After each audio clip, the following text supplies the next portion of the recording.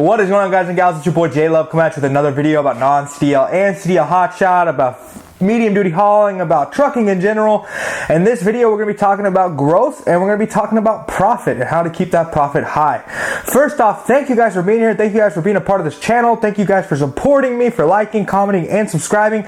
Let's get this video to 100 likes. I really think we can do that. If you're not subscribed, please think about subscribing. I post videos all the time about hotshot trucking, how you can get started, how you can make the most money possible, and the things that we've been doing the last 10 months in our hotshot company. Now, guys, in this video, I want to talk about something that I find really interesting. I'm going to shut my computer real quick. Something that I find really important that a lot of people don't talk about, right? A lot of times, when we talk about profit, we talk about total gross number, right? If you see a lot of guys post on YouTube, they're posting the highest week yet. They're like, oh, I made $9,000, $10,000 this week, $11,000 this week, but they're not really posting about the consistency. And that's the one thing I've been trying to stress as of recently, being consistent, you know, finding those loads all the time that are bringing you that profit, right?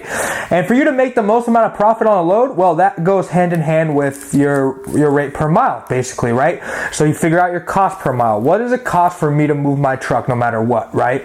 I would say usually that cost per mile, depending on your setup, it's going to be roughly $1.50. Okay, that's about where we're at with Ray's setup, I would say. But I try to keep them around $2.30 a mile. And for dipping low, we're probably dipping around $2 a mile, but we're trying to average around $2.30 a mile and up, right? Because that leaves us a good buffer for profit, right? Profit. What profit is that's how much money your business is actually making, okay? Your growth is not what your business is making. That's the total number, right? Then you have to look at your profit. What is your business actually making, okay? So there's a couple things that go into that, right? First off, it's your rate per mile. And second off, it's basically how much money you make per day, you know? So if you look at a load, you might find a load that is $2.50 per mile. I don't know the math straight off my head, but let's say it's just a 200 mile run though at $2.50 per mile. What would that be? Is that $450? Maybe a little bit more? Yeah, I think it's like $450, $500 maybe. Now that's not bad profit wise because your operating cost is $1.50 no matter what. And you're getting paid $2.50 per mile. But that load is probably going to take you all day. You know, let's say, for example, you book the load around 10 a.m. or 9 a.m. You get loaded about 11 a.m. You leave at 12. You get to your drop-off at about 3, probably 3:30, maybe a little later than that. And then you get unloaded. You're done by 4:30 or 5, right?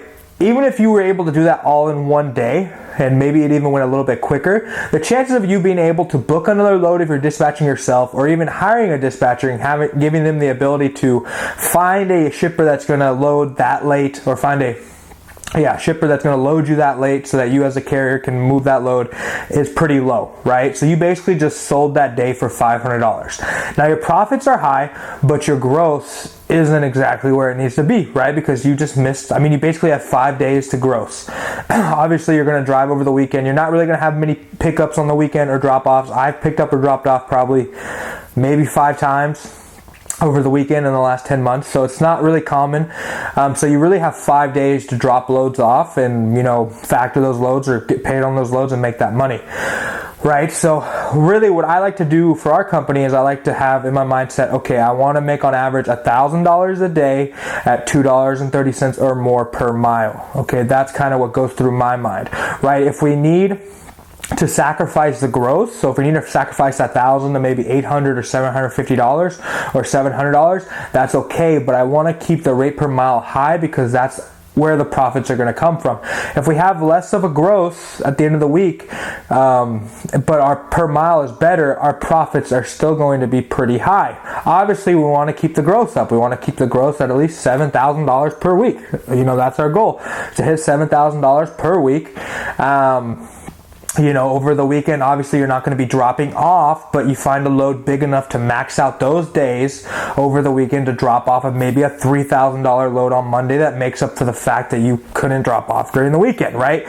So we got to think about those two things, rate per mile as well as how much is a load paying in total, right? I would say a perfect load, or a load that I would look at and be like, this is definitely a money-making load, would be a load that's maybe 1,200 miles. So you're looking roughly 600 miles per day is about what you're going to max out. If you're running super hard, you could probably run about 700 miles in one day. Maybe a little more, maybe a little less. But I would say 600 miles is very doable. So let's say you pick up a load on Monday, you're going to drop that load off on Wednesday. It's 1,200 miles, so it's going to be 2 full days of driving basically. And if it's paying, $3,000, like that is a super good load. On average, you're making $1,500 per day. And I feel like that's a pretty capable load, or a load that you'd find is what I'm trying to say, right? $3,000 on 1,200 miles, if you're a CDL hotshot, is a load that you can definitely find. Maybe you're getting paid 26, 27, 28, 29. 100 on it, your rate per mile goes down a little bit more, but your per day average is pretty good. You're still sitting at about $1,300 per day, and you're going to be at $3,000 or $2,600 by Wednesday. So it's a really good load to get you moving for that week. We actually just picked up a load like this, going from Laredo up to, I think we're going to Louisville, Kentucky. Our rate per mile is a little lower because going out of Laredo is a little harder sometimes, but we are having a good average per day, which is going to make the week pretty good. Now you might go and pick up a load that's 350 miles.